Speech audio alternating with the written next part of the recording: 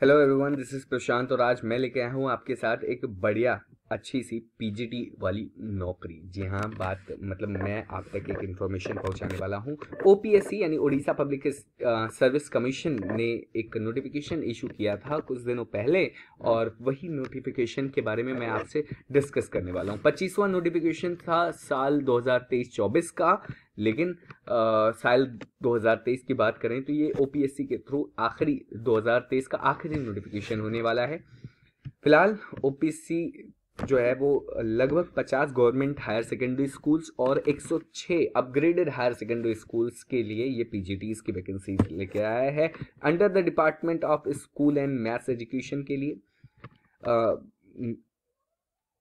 Official website आपके सामने दी गई है। 31 जनवरी 2024 से इसके लिंक ओपन हो जाएंगे रजिस्ट्रेशन के लिए और 2 मार्च 2024 लास्ट डेट होगी एप्लीकेशन फिल करने की। ऑनलाइन होने वाली है सारी चीज़ें।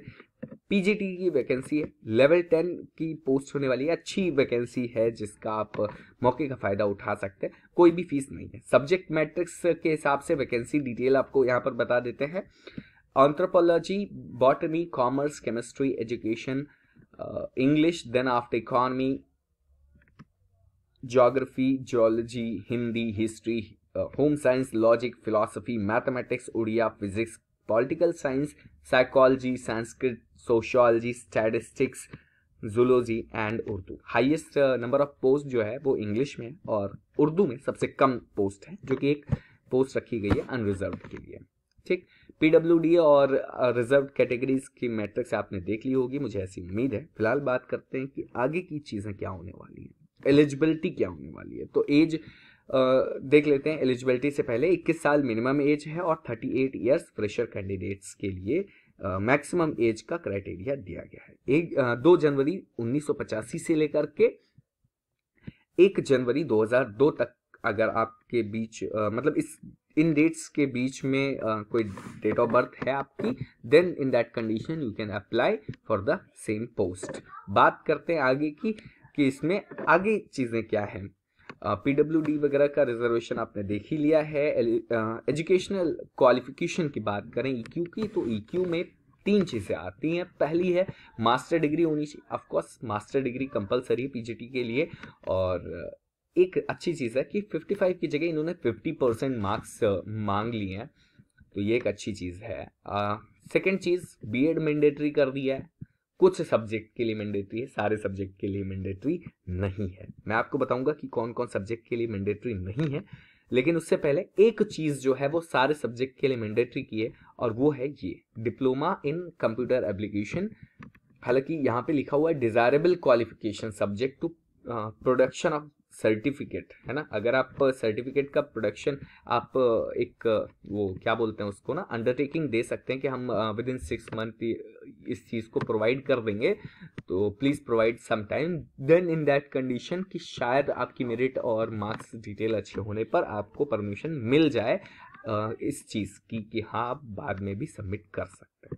फिलहाल बीएड क्वालिफिकेशन की बात कर लेते हैं। BEd qualification for subject other than, मतलब इन सब्जेक्ट को छोड़ करके botany, chemistry, English, economy, geography, history, Hindi, mathematics, Odia, physics, political science, Sanskrit, zoology, इतने सब्जेक्ट के लिए मतलब इन सारे सब्जेक्ट को छोड़ करके बाकी सब्जेक्ट के लिए आप जो है बीएड मैंडेटरी नहीं है पीजीटी के लिए। ठीक, कोई भी एग्जामिनेशन फी नहीं होने वाली है, तो आप बेशक अप्लाई कर सकते हैं। लेकिन मेथड ऑफ सिलेक्शन की अगर बात करें तो मेथड ऑफ सिलेक्शन में रिटन एग्जामिनेशन और पीटीआई होने वाला है। रिटन एग्जामिनेशन ऑफकोर्स 3 पेपर होने वाले हैं, एक पेपर नहीं। 3 पेपर में कौन कौन से होंगे? पहला पेपर जो होगा वो जनरल इंग्लिश और जनरल नॉलेज का होगा, 50-50 मार्क्स के होंगे। 100 मार्क्स का हो गया एक पेपर। दूसरा पेपर और तीसरा पेपर आपके रिलेटेड सब्जेक्ट से होने वाला है। रिलेटेड सब्जेक्ट में दोनों पेपर में 100 क्वेश्चंस होने वाले हैं। एमसीक्यूज आएंगे सारे के सारे, और एमसीक्यूज जो होंगे वो 100 मार्क्स के होंगे। लेकिन एक सबसे बड़ा खतरा ये है कि यहाँ एक निगेटिव मार्किंग दी गई है। निगेटिव मार्किंग कितनी होने वाली है? 25% की निगेटिव मार्किंग होने वाली है। मिनिमम क्वालिफाइंग मार्क्स कितने? मिनिमम क्वालिफाइंग मार्क्स 33%, यानी तीनों पेपर को मिला करके 33 देखें तो 99 मार्क्स आपके होने ही चाहिए। यानी 300 में 99 नंबर, आपके 99 अंक आने ही चाहिए। और पीटीआई 30 नंबर का होने वाला है। पीटीआई जो है यहाँ पर इन्होंने पता नहीं क्यों पर्सनालिटी टेस्ट एंड इंटरव्यू लिखा है, शायद ये अलग अलग कराने के मूड में हो रहे हैं। लेकिन इससे पहले जो पीटीआई होते थे वो पर्सनालिटी टेस्ट कम इंटरव्यू होने वाले मतलब होते थे, जिसमें अलग अलग नहीं होता था, एक ही साथ कंडक्शन होता था। आई डोंट नो, इन्होंने मार्क्स तो एक ही जगह लिखे हुए हैं, लेकिन पर्सनालिटी टेस्ट एंड इंटरव्यू इस चीज़ को लिख करके शायद कुछ अलग सा चीज़ करने की कोशिश की। हो सकता है कुछ अच्छी चीज़ सोची हो इन्होंने, ओपीएससी कुछ भी कर सकता है। फिलहाल बात करते हैं कि पर्सनालिटी टेस्ट वगैरह की चीज़ें क्या है, वो यहाँ पर दी गई हैं कि आखिर इंटरव्यू में कितने कैंडिडेट्स किस वैकेंसी के अगेंस्ट बुलाए जा सकते हैं। 2 वैकेंसीज हैं तो 10 कैंडिडेट को बुलाया जाएगा। अगर 3 से 5 वैकेंसीज हैं तो 15 कैंडिडेट्स को टोटली बुलाया जाएगा पीटीआई के लिए। ठीक है, फिलहाल आगे की बात करते हैं। थोड़ी सी और चीज़ें यहाँ पर एनेक्सर ए में कुछ चीज़ें दी गई हैं, उनको आप देख लीजिएगा। लेकिन सबसे बड़ी बात कि क्या हम अदर स्टेट के हैं और अप्लाई कर सकते हैं, देन मैं आपको क्लियरली बता दूं कि आप इंडियन सिटीजन हैं तो आप बेहिचक अप्लाई कर सकते हैं। लेकिन सुनिए जरा कि कुछ खास बातें होने वाली हैं।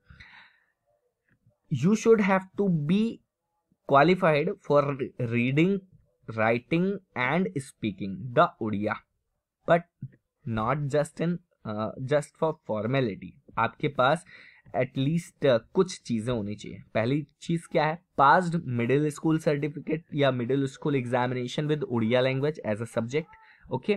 और दूसरा मैट्रिकुलेशन और equivalent examination with Odia as a medium of examination in non language subject, okay. या फिर passed in Odia language as a subject in final examination of class 7th from a school or educational institution recognized by government of Odia or the central government.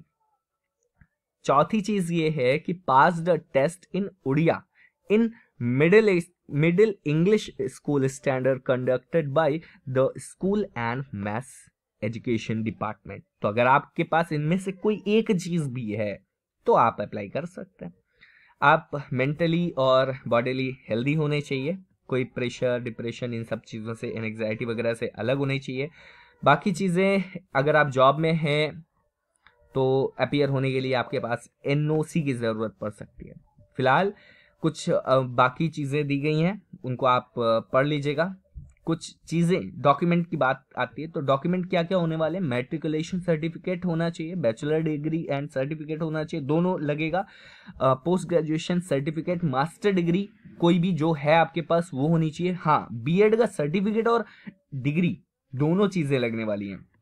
बात करते हैं आपका जो computer application मांगा गया है उसका भी आपके पास प्रूफ होना चाहिए वाइल ऑफ अप्लाइंग ऑनलाइन। आगे की चीज़ों की डिस्कशन कर लेते हैं। कास्ट सर्टिफिकेट अगर आपके पास है, आप जनरल नहीं है तो आप प्रोड्यूस करेंगे, और अगर आप जनरल हैं then there is no need to produce that specific certificate.